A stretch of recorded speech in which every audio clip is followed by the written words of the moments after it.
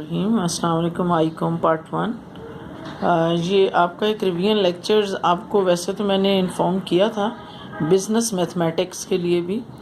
तो जो भी आपको प्रॉब्लम है इन चैप्टर्स में आप मुझसे डिस्कस कर सकते हैं। तो इसके लिए मैंने थोड़ी सी रिवीजन इस तरह से इसकी स्टार्ट लिए कि जो इसका पहला चैप्टर रेशियो एंड प्रोपोर्शन के अंदर जो है सिर्फ एक ही चीज़ है जो बड़ी इम्पॉर्टेंट है, और जो मैं अगर आपको एक थीम बता दूं उसका, तो आप बहुत ही आराम से क्वेश्चन कर सकते हैं। ठीक है। और उसके लिए आप ये अपनी बुक का जो इलस्ट्रेशंस हैं उनको देखें, जो मोस्टली एग्ज़ाम्स में आती हैं। हम सिर्फ उन्हीं को डिस्कस करेंगे क्योंकि वही रिवीजन के लिए कम से कम वही तरीक़ाकार ठीक है। तो जैसे अब एक क्वेश्चन मैं आपको बताऊँ, ये जो एग्जांपल नंबर 16 लिखी हुई है, इसमें लिखा हुआ है कि a well produces 4800 gallon of water in 120 minutes, and how long will it take to produce 5700 gallon of water?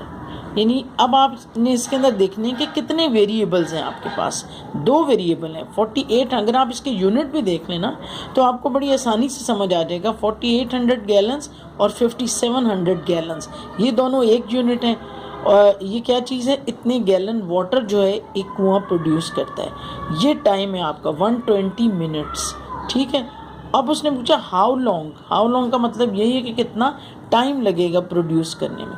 अब इसके लिए हमने एक फॉर्मूला इस तरह हम करते हैं कि जो दो चीज़ें हमें गिवन होती हैं उनको हम लेट्स सपोज इधर पे लिख लिया हमने, और जो हमसे पूछी है उसने वो हमारे पास जो एक वेरिएबल है और एक हमें नोन है। यानी चार चीज़ों में से तीन जो होते हैं वो नोन होते हैं और वन जो होते हैं वो अननोन है। तो अननोन को आपने इधर पे लिख लिया। टाइम जो है वो आपके पास 4800 जब गैलन वाटर निकलता है तो 120 मिनट्स में निकलता है। और अगर वो कहता है कि 5700 गैलन वाटर आपने निकालना हो तो उसके लिए कितना टाइम दरकार होगा।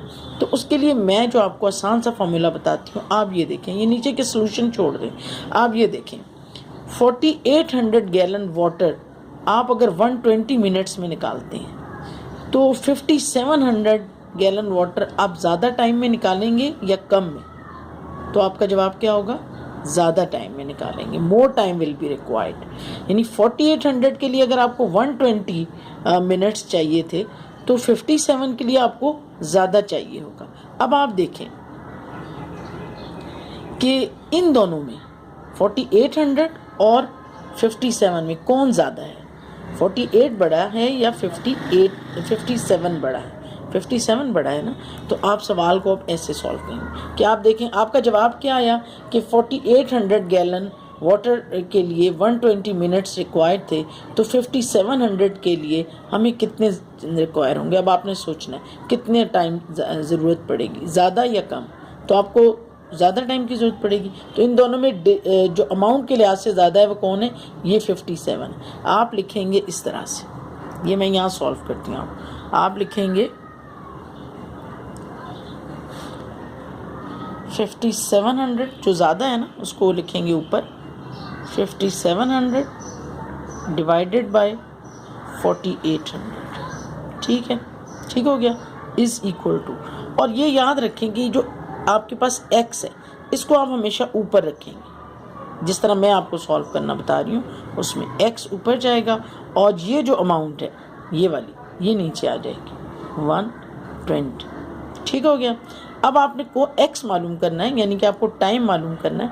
आप यहाँ पर x को रहने दें और 5700 डिवाइडेड बाय 4800, ये x बाय 120 था ना, तो आपने यहाँ पर भी 120 से मल्टीप्लाई किया और यहाँ भी आप 120 से मल्टीप्लाई कर दो।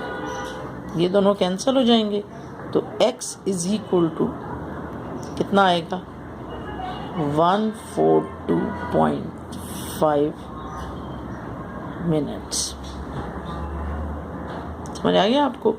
5700। क्या मैंने बात आपको बताई है, जहन में फिर रख लीजिएगा कि दो, सबसे पहले आपने देखना है कि कौन कौन से वेरिएबल्स हैं। एक टाइम है और एक वाटर है, वाटर इन गैलन है। फिर आपने देखना है चार में से कौन से दो गिवन है और कौन सा एक पूछा है। तो ये दो गिवन है, इसलिए आपने लिखा 4800 गैलन के लिए 120 मिनट्स रिक्वायर्ड है, और 5700 के लिए अब आपने सोचना है ज़्यादा वक्त चाहिए होगा या कम, तो जवाब आएगा ज़्यादा वक्त चाहिए होगा।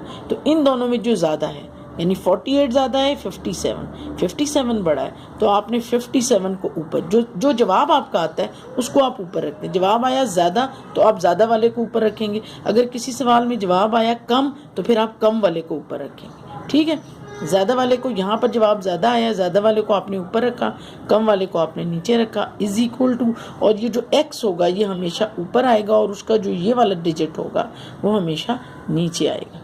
और ये टेक्निक है, इससे आप सवाल सॉल्व करें, कोई सोचने की ज़रूरत नहीं है कि ये डायरेक्ट लिंक है या इनडायरेक्ट लिंक है, या ये वाला तरीका अडॉप्ट करने की भी आपको कोई ज़रूरत नहीं है। This is one of the easiest way to understand the question. ठीक है, इसी तरह आपके कई क्वेश्चन हैं जो आप अपनी बुक में से कर सकते हैं। काइंडली आप ये करें, और इसमें जो आपको प्रॉब्लम हो इस चैप्टर से रिलेटेड वो आप मुझे कमेंट सेक्शन में दें, तो फिर मैं यहीं पर ही आपसे डिस्कस कर लूँगी। Thank you very much.